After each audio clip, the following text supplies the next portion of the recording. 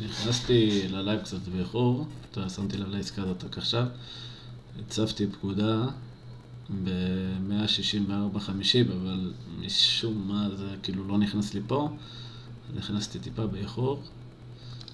previous gap close, 164.47, שמתי פקודה ל-164.50, אבל לא משנה, בסדר. העסקה הולכת בסדר. כמו יום שישי האחרון אותו דבר. נראה טוב בינתיים, 166, זה המטרה שלי.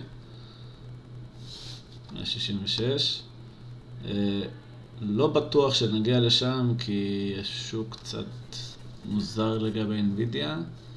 אם אני מסתכל עליה ביומי, אני רואה נרות של ירידה כלפי מטה, לפחות אזורי 160. אז זה לא בטוח שהוא ייתן לי את מה שאני רוצה.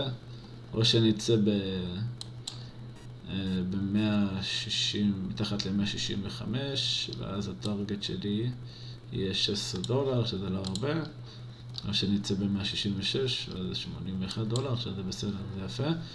לפי דעתי אנחנו יכולים גם להגיע ל-165 ו-15, $95 רווח. כרגע אנחנו טוב, כרגע אנחנו בסדר. לא בעיה. בואו נראה. נראה טוב בינתיים.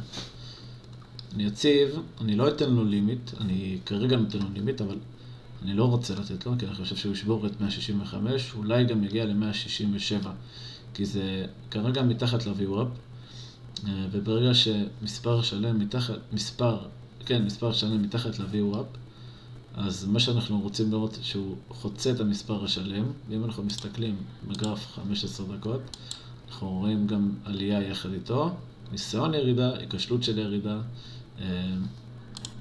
ויחד איתו. ומה שאני אעשה, אני פשוט אצמצם, אני לא רוצה לתת לו איזשהו לימיט, סך הכל, אבל בואו נראה מה יהיה כאילו. בואו נראה מה יהיה. זה ה-VWAP. נעשה כרגע 65, 166, 15, בוא ניקח 166, 14, אנשים מאוד אוהבים לקנות ולמכור במספרים של 15.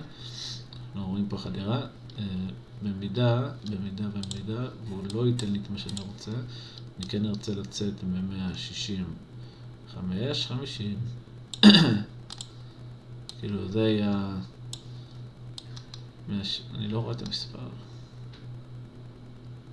טוב, אני אעשה ככה, אני אעשה יציאה ידנית, כניסה ידנית, במידה והוא לא ייתן את מה שאני רוצה. 165, 90, 169, 95. בואו נראה. נסתכל על המחורים הכל. אוקיי, חצה. קדימה, עוד טיפה, קדימה. עוד טיפה, 15, 14, קדימה. יש חצייה. מתחת ל-165, 90 אני אקח את הרווח. לקחתי את הרווח. יפה מאוד.